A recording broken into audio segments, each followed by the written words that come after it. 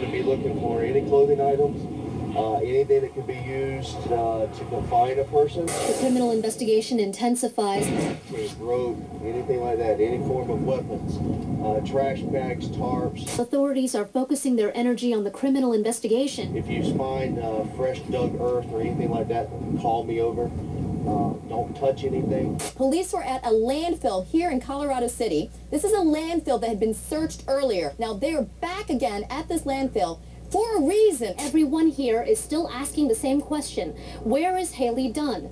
It's upsetting. It's frustrating. For 2 hours with cadaver dogs, canine units, searching specifically for something. Okay, and what is her name? Hailey Dunn. And right now she's over at her mother's house, Connie Ostrander's. It's,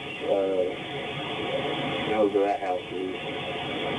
Do you know the address? All I know is she's, top of Street. Okay. What's his phone number for you, Sean?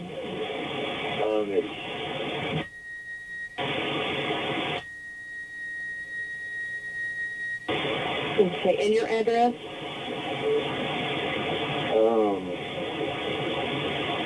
I'm not real sure about my address, but I just barely moved here. Okay.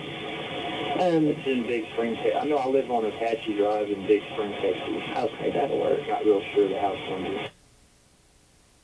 We are taking your calls live for those of you just joining us. Simultaneous searches of landfills going on today. There has been a hit in one of the landfill searches related to Hailey Dunn. Back to Rupert McElhaney. Give me a recap. Right, Nancy, we know that 2 landfills here in the Colorado City area, the local landfill in Colorado City and the Snyder landfill, have been revisited again today, this afternoon. Right now as I speak, there are searchers, police investigators, cadaver dogs, scent dogs in Snyder at the landfill searching for more evidence. And the reason for this, they're back again for a reason, Nancy. There's a strategy, police have told me, and they've said that they found tonight, they confirmed to us that they did find physical evidence pertaining to Hailey Dunn in another landfill. And it's what's made them come back to these landfills to research an area, specifically along the days that Hailey Dunn went missing on the 27th, a time frame before and after the 27th. Gene Gasaros, legal correspondent, in session on the story from the very beginning. Gene, what more can you tell us tonight? You know, Nancy, the big question I've had all day is what kind of dogs are out there, because everyone is saying cadaver dogs, but yet authorities have emphatically said that forensically they have found nothing to show she is deceased. So my only conclusion is cadaver dogs are trained also as tracking dogs, to try to find an item of clothing, to try to find that earring that went gone at Chet Atkins' home. But here's the big thing, Nancy. I want to give a little bit of reality. It's very cold there in West Texas right now, and the last time Hailey was seen, she was just wearing a shirt. You're right, Jane. I want to go out to Tracy Sargent. She is a canine handler, a search, rescue, and recovery specialist. She's with her dog, Cinco. Tracy, I want to talk to you about what all a cadaver dog could hit upon. For instance, any human tissue, a bloody Band-Aid or a bandage, a fingernail, all of these things. Would a cadaver dog hit on that if it related to Hailey? Yes, Nancy. The unique thing about cadaver dogs, when we mention cadaver dogs, there's a spectrum of what we call human remains.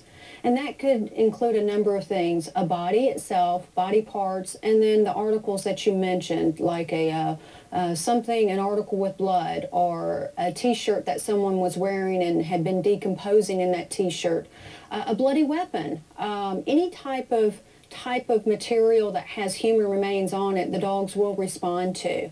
So there's a number of things that could be located in the landfill that may or may not be tied to this case. Now, Tracy, you're saying cadaver dogs specifically, and maybe other kind of dogs too, but cadaver dogs will hit on items that have human, I don't want to say waste, but human tissue or DNA on them. Could be blood, saliva, decomposition, any of that? Yes, ma'am. And although the common terminology that is more well known as cadaver dogs, the terminology of human remains detection dogs is really the more accurate description of what these dogs did. So to find a hit on something related to Hailey Dunn, it could be a Band-Aid. That's correct. A cadaver dog could find it, right? That's correct. Yes, ma'am. And it could or could not be Hailey's. It could be someone else's. So any human remains. But with police telling us that it is related to Hailey, makes it significantly different. Absolutely. And wherever the dogs respond, the investigators will search that area and determine, does this particular item, is it connected with the case that we're investigating at the time? And if it is, they'll take it into custody. If it is not, then they can discard it.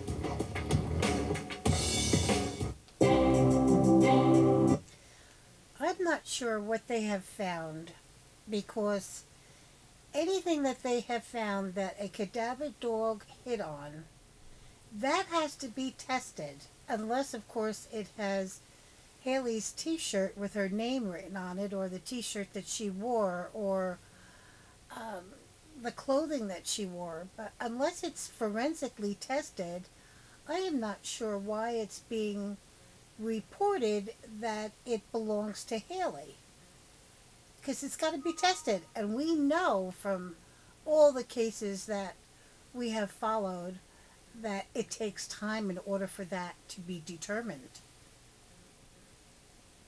Even when we go back with little Kaylee Anthony and the clothing that was there and everything, it all had to be tested, and it took time.